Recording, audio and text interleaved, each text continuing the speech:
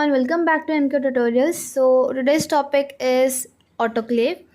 Autoclave is basically an instrument which is used for sterilization of media, sterilization of instruments and different things. So in this video we are going to learn about the definition, the components of autoclave, that is different parts of autoclave, and working and principle of autoclave. So let us start with the video. First thing, that what is autoclave? Firstly, autoclave is also known as steam sterilizer because the material or whatever the thing that is sterilized in that particular instrument is sterilized by steam, and autoclaves are typically used for healthcare or industrial applications. So autoclave is a machine that uses steam under particular pressure to kill harmful bacteria, viruses, fungi and spores that are present on the items, and that items are placed inside a pressure vessel so that the item is sterilized by steam. तो autoclave जो है वह एक ऐसा machine है जो steam use करता है with a particular pressure to kill harmful bacteria, viruses, fungi, spores and different materials that are different harmful organisms जो कि present होते हैं on a particular item. तो ये सारी चीज़ों को रखा जाता है ऑटोक्लेव के अंदर और उसको स्टरलाइज किया जाता है. There are 8 components of autoclave और 8 parts of autoclave, जिसमें first is pressure chamber, second is lid और डोर जिसको ओपन करके मटेरियल को अंदर रखा जाएगा ऑटोक्लेव के. तीसरा है प्रेशर गॉज जो कि मेंटेन करता है प्रेशर को, एक पर्टिकुलर प्रेशर मेंटेन किया जाता है और उस पर्टिकुलर वेसल के लिए. Fourth is pressure releasing unit और विसल जिसके थ्रू स्टीम जब बहुत ज़्यादा होती है तो स्टीम जो है वो उस विसल के थ्रू बाहर आती है, मतलब प्रेशर जो है वो रिलीज़ होता है. Fifth is safety valve. Safety valve इसलिए है ताकि जो इंस्ट्रूमेंट है वो फटे नहीं. नेक्स्ट इज स्टीम जनरेटर और इलेक्ट्रिकल हीटर जो कि जब हम पानी उसके अंदर डालेंगे ऑटोक्लेव के अंदर तो वो हीट करेगा उस पानी को और स्टीम जनरेट करेगा. वैक्यूम जनरेटर अगर एप्लीकेबल होता है तो यूज़ किया जाता है. And last is waste water cooler. That means कि जितना भी वेस्ट वाटर जो भी हार्मफुल बैक्टीरिया के साथ है उस वेस्ट वाटर को कूल करने के लिए वेस्ट वाटर कूलर होता है. Let us see the working and principle of autoclave. तो जितने कंपोनेंट्स बताए हैं उन कंपोनेंट्स के अकॉर्डिंग ऑटोक्लेव जो है वो मॉइस्ट हीट स्टरलाइजेशन के बेसिस पर काम करता है, जहाँ पर स्टीम यूज़ किया जाता है which is used under pressure and it is used to sterilise the material that is present inside the chamber और इनसाइड द ऑटोक्लेव. और एक हाई प्रेशर दिया जाता है, उस हाई प्रेशर के थ्रू जो बॉइलिंग पॉइंट है वाटर का वो इंक्रीज़ होता है और एक प्रॉपर टेम्परेचर अचीव होता है स्टरलाइजेशन के लिए. तो वाटर नॉर्मली 100 डिग्री सेल्सियस पर बॉईल हो जाता है अंडर नॉर्मल एटमॉस्फेरिक प्रेशर जो कि है 760 mm. लेकिन बॉइलिंग पॉइंट जो है वाटर का वो इंक्रीज़ होने के लिए प्रेशर को भी इंक्रीज़ करना ज़रूरी है. सिमिलरली तो हाई प्रेशर जब हम अप्लाई करते हैं तो वो हाई प्रेशर जो है वो हीट के पेनिट्रेशन में हेल्प करता है into the deeper part of material. And जो भी मॉइस्चर प्रेजेंट होता है स्टीम के अंदर वो प्रोटीन को कोएगुलेट कर देता है. एंड उसकी वजह से होता क्या है कि एक इरिवर्सिबल लॉस होता है और माइक्रोब्स का या जो भी अंदर हार्मफुल मटेरियल प्रेजेंट है या हार्मफुल ऑर्गेनिज्म प्रेजेंट है उसका, एंड उस स्टीम की वजह से जो माइक्रो ऑर्गेनिज्म है वो मर जाता है. So that is why moist heat sterilization हम यूज़ करते हैं या इस मेथड को मॉइस्ट हीट स्टरलाइजेशन बोला जाता है, क्योंकि हम यूज़ कर रहे हैं वाटर को कन्वर्ट किया जाता है into steam by electrical generator. And उस इलेक्ट्रिकल जनरेटर के बाद जब हीट हो जाता है उसके बाद जो भी माइक्रो ऑर्गेनिज्म है वो उस हीट की वजह से किल हो जाते हैं. तो जनरली प्रिंसिपल जो है ऑटोक्लेव का, इसमें एक सिंपल सा प्रिंसिपल है कि वाटर जो है वो 121 डिग्री सेल्सियस पर बॉईल होगा at the pressure of 15 psi per square inches or 775 mm of Hg. तो basically you have to make sure कि जब भी ऑटोक्लेव स्टार्ट हो रहा है, स्टार्टिंग में टेम्परेचर कम होता है, लेकिन जैसे ही 121 डिग्री सेल्सियस अचीव कर लेता है, 121 डिग्री सेल्सियस अचीव करने के बाद जो माइक्रो ऑर्गेनिजम्स प्रेजेंट होते हैं उस पर्टिकुलर मटेरियल में, वो माइक्रो ऑर्गेनिजम्स जो है वो किल होना स्टार्ट हो जाते हैं.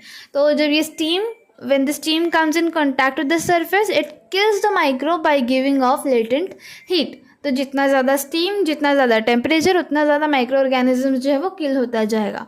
अब ये जो कंडेंस्ड लिक्विड है, मतलब जो स्टीम है, वो इंश्योर करता है कि माइक्रो ऑर्गेनिजम्स जो है वो सारे के सारे किल हो जाए.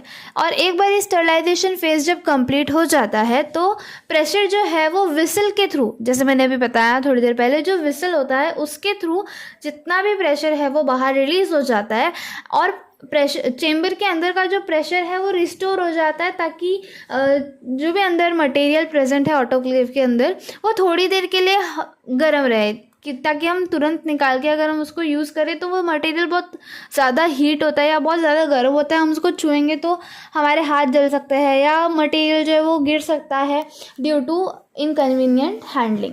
तो ये एक छोटा सा प्रिंसिपल है जहाँ पर वाटर जो है वो बॉयल होता है at 121 degree Celsius with the pressure of 15 psi and it is for the time like 20 minutes. तो ये जो स्टीम है, ये स्टीम जब सरफेस के कांटेक्ट में आती है तो वो सारे माइक्रो ऑर्गेनिजम्स को किल कर देती है, और किल करने के बाद जो प्रेशर है वो प्रेशर रिलीज हो जाता है थ्रू विसल, और जो भी अंदर प्रेशर प्रेजेंट है, जो भी चेम्बर के अंदर प्रेजेंट होता है प्रेशर, वो रिस्टोर हो जाता है, एक एम्बिएंट प्रेशर मिलता है मेरे मटेरियल्स को. तो जो भी कंपोनेंट अंदर है वो थोड़े समय के लिए गर्म रहेगा ताकि माइक्रो ऑर्गेनिजम्स के थ्रू उसका कांटेक्ट ना हो. तो यहाँ पर मैंने जो तुमको डायग्राम बताया है, उस डायग्राम के अंदर देख सकते हैं कि फर्स्टली यहाँ पर डोर प्रेजेंट है, ये डोर ओपन होता है विथ नॉब्स. उसके अंदर यहाँ पर चेम्बर है, ये चेम्बर के अंदर सब सारे मटेरियल रखे हुए हैं. और ये अगर ये पूरा डायग्राम देखोगे तो जो प्रोसेस है, जैसे कि एक थर्मोमीटर दिखेगा यहाँ पे, ये थर्मोमीटर जो है वो 121 डिग्री सेल्सियस का टेम्परेचर हमको बताता है, ताकि अगर टेम्परेचर ऊपर नीचे हो रहा है तो वो टेम्परेचर मुझे थर्मोमीटर के थ्रू दिखाई देगा. स्टीम सप्लाई की बात, स्टीम सप्लाई जो है वो स्टीम को सप्लाई करता है अंदर, और उसके बाद यहाँ पर एक एग्जॉस्ट वेल्व दिखेगा. स्टीम पूरा स्टरलाइजेशन हो जाने के बाद इसमें से स्टीम जो है वो बाहर निकलता है to waste line. So this is the principal working components of autoclave. अब देखते हैं यूजेस क्या है ऑटोक्लेव के. ऑटोक्लेव जो है वो बहुत जगह पे यूज़ होता है. तो मैंने पहले ही बताया था कि स्टरलाइजेशन जो है वो एक यूज़फुल मेथड है. स्टरलाइजेशन कहाँ कहाँ पे यूज़ होता है. स्टरलाइजेशन मेथड जो है या मॉइस्ट हीट स्टरलाइजेशन मेथड जो है वो मीडिया को स्टरलाइज करने के लिए यूज़ होता है. अभी मीडिया के अंदर बहुत सारे न्यूट्रिएंट होते हैं जो बहुत सेंसिटिव होते हैं. बहुत ज़्यादा हीट होने की वजह से मेरा जो मीडिया है वो प्रोटीन होता है बेसिकली, उसके अंदर बहुत ज़्यादा हीट मिलने की वजह से क्या होगा कि मेरा जो मीडिया है उसके अंदर के न्यूट्रिएंट्स जो है वो लूज़ हो सकते हैं, कि न्यूट्रिएंट्स जो है वो अपना जो भी न्यूट्रिशन है वो वहाँ पर खो सकता है. उस वजह से हम लोग मॉइस्ट हीट यूज़ करते हैं कि डायरेक्टली ड्राई हीट लगने की वजह से अगर मेरा मीडिया ख़राब हो रहा है तो उससे बेहतर है कि हम मॉइस्ट हीट यूज़ करें, जिससे मेरा मीडिया स्टरलाइज भी हो जाएगा. और दूसरी चीज़ ये होगी कि मैं जो न्यूट्रिएंट मैंने जो मीडिया के अंदर रखा है वो न्यूट्रिएंट भी लूज़ नहीं होगा. दूसरी चीज़ है डीकंटामिनेशन ऑफ वेस्ट. मतलब जो भी वेस्ट मुझे अगर वेस्ट को स्टरलाइज करना है, मुझे उस वेस्ट को कहीं और यूज़ करना है, तो मेरे को अनवांटेड ऑर्गेनिजम्स नहीं चाहिए. Let us suppose bio remediation के लिए अगर मुझे एक ऐसा न्यूट्रिएंट मीडिया चाहिए जो कि मीडिया है उसको प्रॉपर्ली डीकंटामिनेट कर दे, तो उसके लिए मैं क्या करूँगी कि मैं प्रॉपर अमाउंट में मीडिया लूँगी, उसको पहले डीकंटामिनेट करूँगी और उसको डीकंटामिनेट करने के बाद सॉइल में रखूँगी. तो दूसरा जो यूज़ है वो है decontamination of waste. That means if I want to decompose the waste by a particular organism, तो मैं उस वेस्ट के अंदर बाकी सारे ऑर्गेनिजम्स को हटा के सिर्फ मैं बाहर से जो ऑर्गेनिज्म डालने वाली हूँ सिर्फ वही उसके अंदर रहेगा, उसके अलावा और कोई भी ऑर्गेनिजम्स के अंदर नहीं रहेगा। तीसरा यूज़ है sterilization of equipment, glassware, surgical instruments and medical waste. अब ऑटोक्लेव जो है वो ज़रूरी नहीं है कि लैबोरेटरी में ही रहेगा, बहुत बड़ी बड़ी इंडस्ट्रीज़ होती है और हर एक जगह पर ऑटोक्लेव का साइज़ जो है वो वेरी करता है।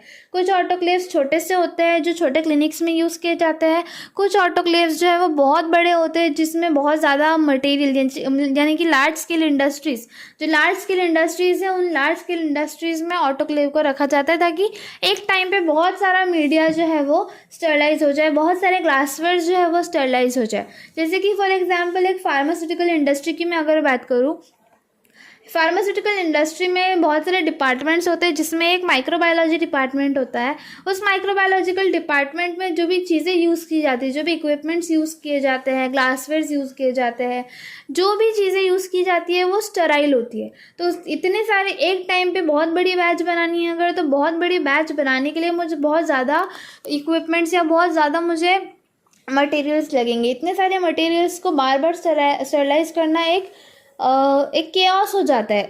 इसी वजह से क्या होता है कि जो भी इंडस्ट्रीज़ होती है उनमें बड़े बड़े ऑटोक्लेव्स रखे जाते हैं as compare to small laboratories, small clinics. वहाँ पर छोटे ऑटोक्लेव्स रखे जाते हैं क्योंकि वहाँ पर इतना ज़्यादा मीडिया स्टेराइल करना पॉसिबल नहीं है।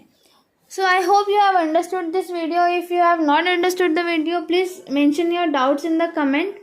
I hope you have understood this video समझ में आया तो वीडियो को लाइक करो, शेयर करो, चैनल पे नए हो तो चैनल को सब्सक्राइब करो एंड बेल आइकन पे हिट करो ताकि जब भी मैं न्यू वीडियो पोस्ट करूँ तो सबसे पहले नोटिफिकेशन मिले।